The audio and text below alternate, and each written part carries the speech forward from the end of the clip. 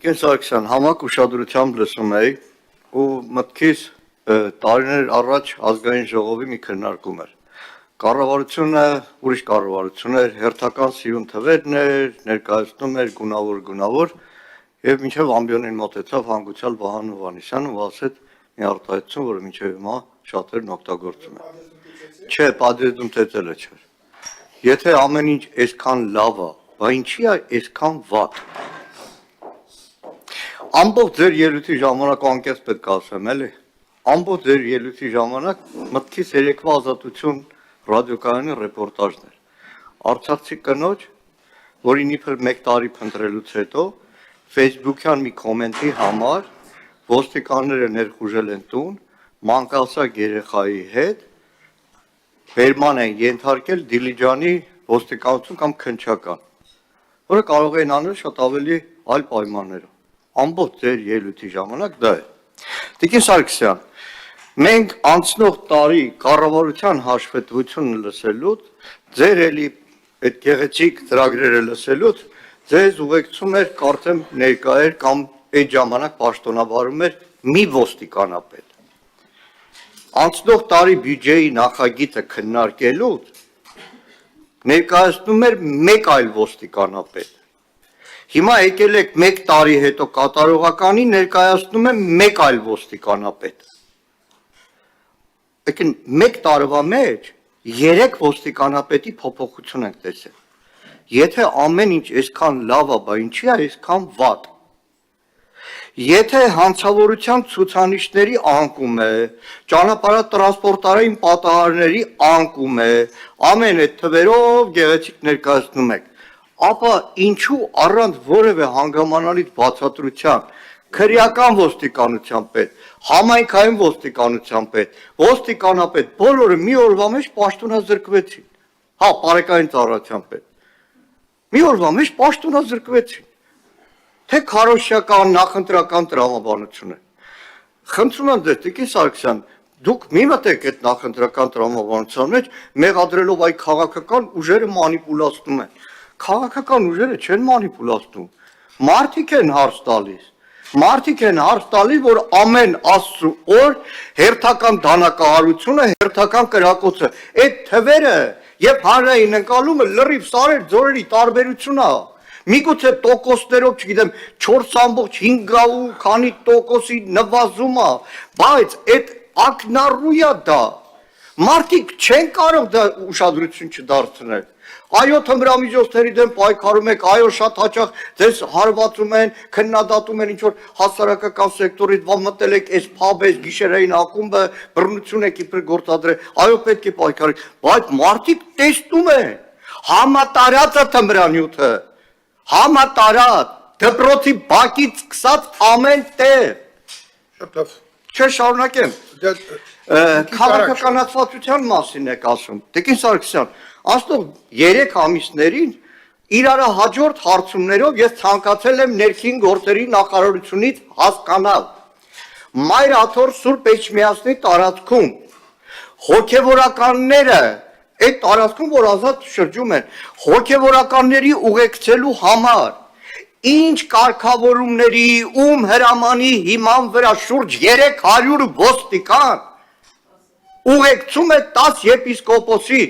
չեմ ասում է հասարակական կարգը, այո, այդ օրը ոստիկանները փայլուն աշխատեցին, հունվարի 18-ն էր, որպեսի բախումներ չլինեն եւ այլն, բայց դրանի զատ 300 ոստիկան, բարձրաստիճան ոստիկան, ինչի էին 10 եպիսկոպոսի ուղեկցում Մայր աթոռ Սուրբ Էջմիածնի տարածքում,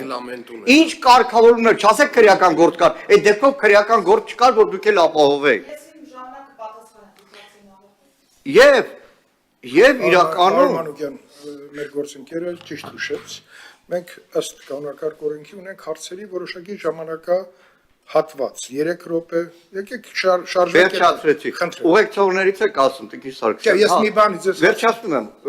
դատական բաներին ուղեկցելուց եք ասում, երբեմն քաղաքական միջոցառումների այնքան է կենտրոնանում ոստիկանների, որ նույն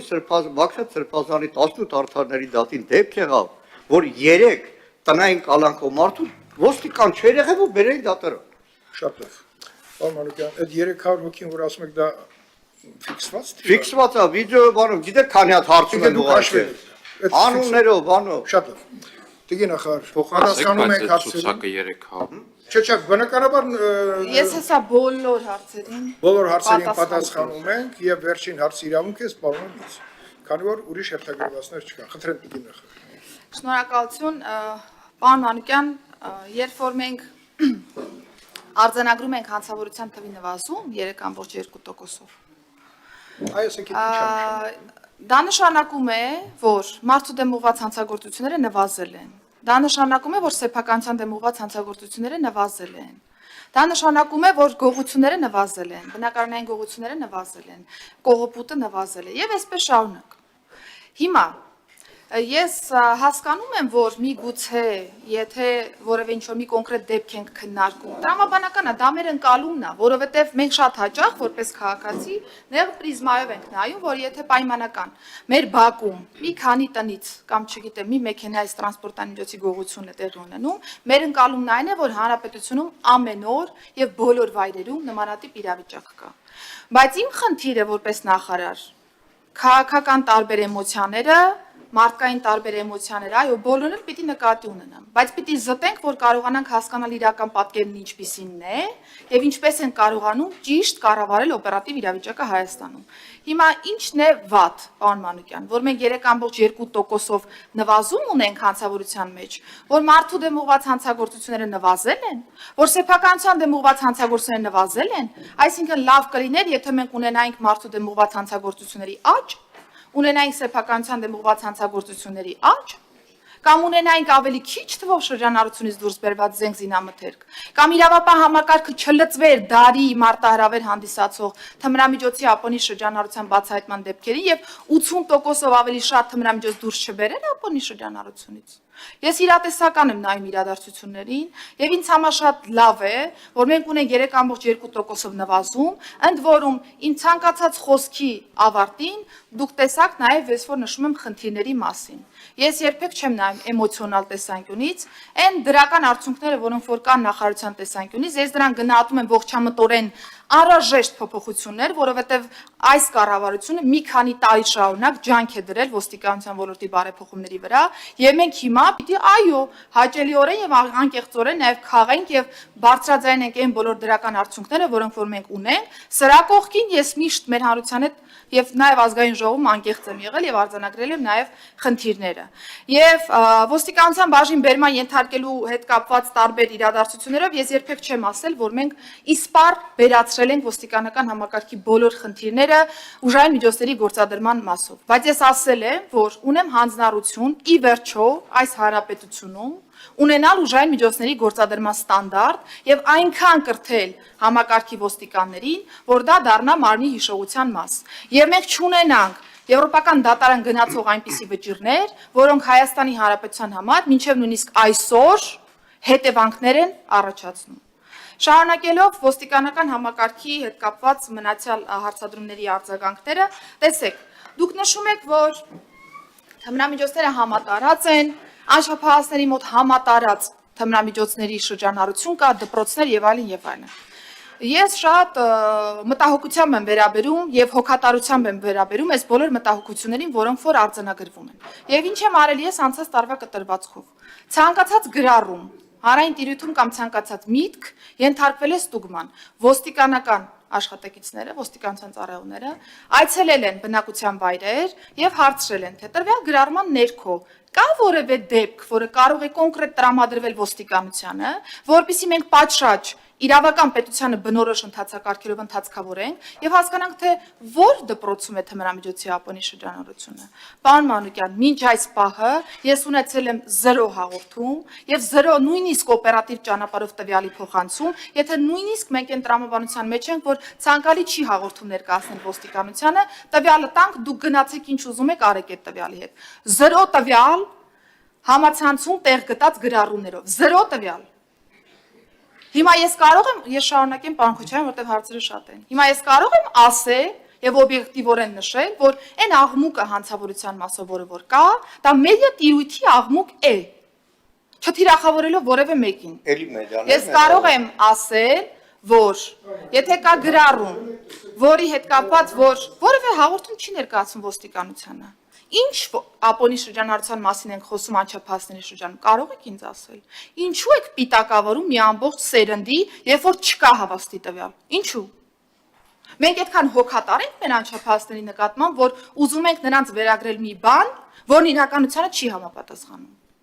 Այո, կան բացառիկ դեպքեր, եւ ես չեմ խորշում բարձրաձայնելու այդ բացառիկ դեպքերի մասին, նկատի ունեմ անչափահասների շրջանում կամ անչափահասների նկատմամբ կատարվող հանցագործությունները, եւ սա է պատճառը, որ ես խստացրել եմ նախարարության քաղաքականությունը եւ ոչ թե փորձում են ծածկադմփոց անել, խղճալ ինչ-որ մեկին, մտածել ինչ-որ մեկի հեղինակության մասին, այլ մենք մտածում ենք մեր պետության, մեր երեխաների հեղինակության մասին, եւ ես արդեն 9 միջնորդություն եմ ուղարկել կրթության, գիտության, մշակույթի, սպորտի նախարարին այն հիմքով, որ դպրոցը տեղյակ է եղել իրադարձությանը եւ պատեհ պահին չի ինֆորմացիան տրամադրել ոստիկանությանը, որպեսզի իրավապահը կարողանա իր աշխատանքը կառուցել ըստ այդմ։ Վստահ եմ, որ Տիկին Անդրեասյանը կիսում է այս մոտեցումը եւ մենք հետեւողականորեն բոլոր դեպքերին արձագանք տալու ենք։ Բայց սրա կողքին ընդհանուր ձևակերպումներով ասել, այ անչափահասների շրջանում թմրամիջոցները վխտում են, ում օգտին ենք ինչ-որ մի արձանագրում անում։ Մեր անչափահասների։ Եթե չկա նման բան, ում օգտին ենք մենք այդ արձանագրումը անում։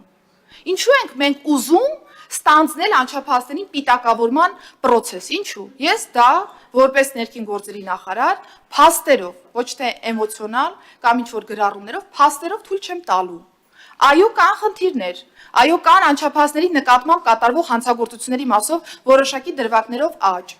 Այո, կա անչափահասների կողմից կատարվող հանցագործություններով որոշակի աճ, բայց իմ խնդիրն է որպես նախարար առաջին հերթին թույլ չտալ, որ իրականություն ներկայացվի մեր անչափահասների մասով այն ինչ որ իրականությանը չի համապատասխանում, եւ երկրորդը հասկանալու, գնալու խորքը եւ տեսնելու թե մենք ինչպես ենք լուծում այս խնդիրը։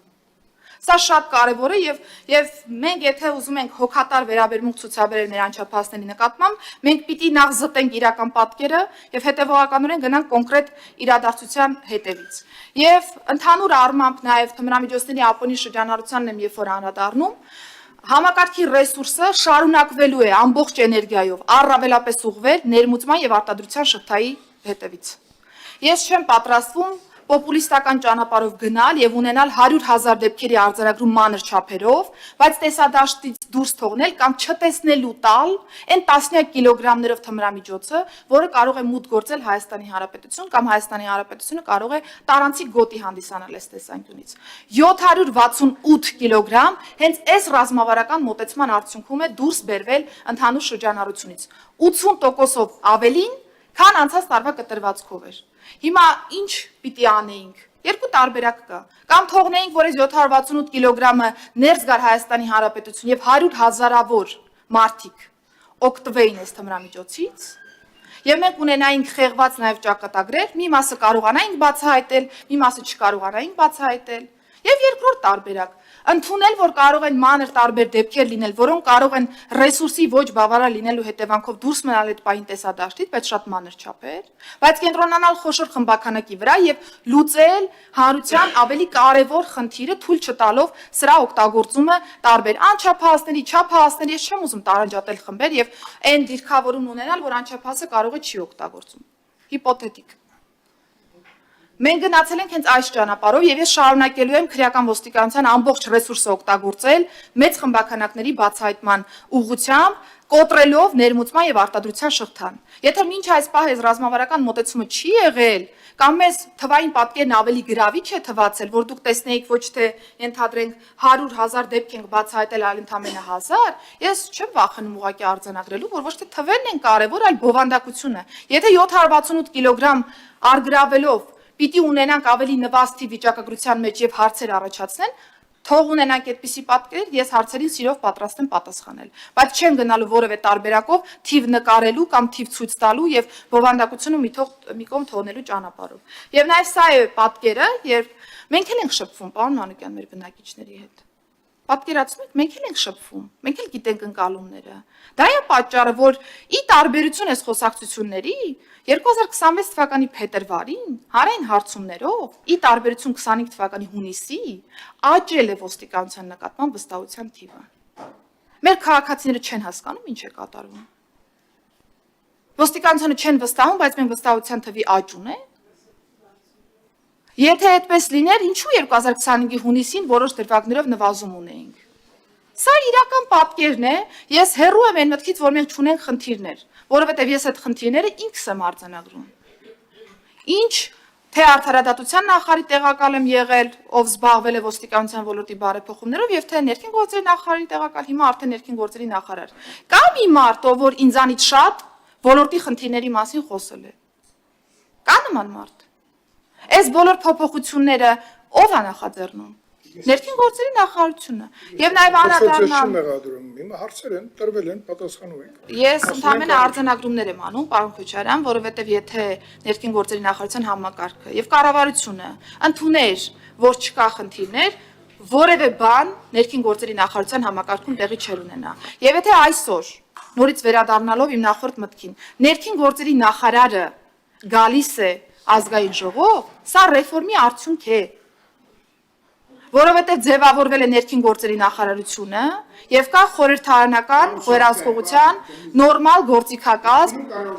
ամբողջ համակարգի նկատմամբ եւ ոստիկանապետի փոփոխություն, ոստիկանության պետի տեղակալների փոփոխություն, ինչպես նաեւ Մայրաթորի 300 հոգանոց խումբ։ Ոստիկանապետի եւ ոստիկանապետի տեղականների փոփոխությունները ես մեկնաբանել եմ եւ նշել եմ, որ սա կադրային փոփոխություն է ոստիկանության համակարգում նոր էներգիա բերելու տրամաբանության մեջ։ Նոր էներգիա բերելու տրամաբանության մեջ։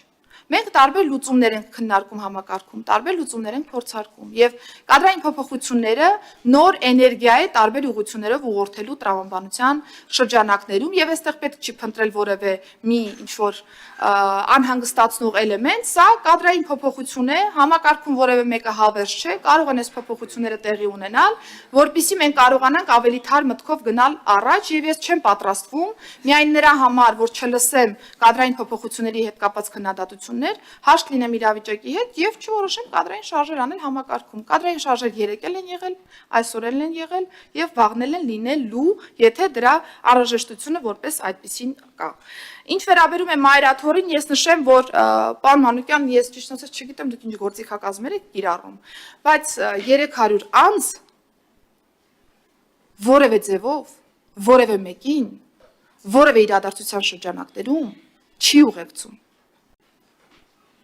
Փաստական տվյալով 300 անձի ուղեկցման դեպք չկա։ Եվ այո, այդ օրը Մայրաթորում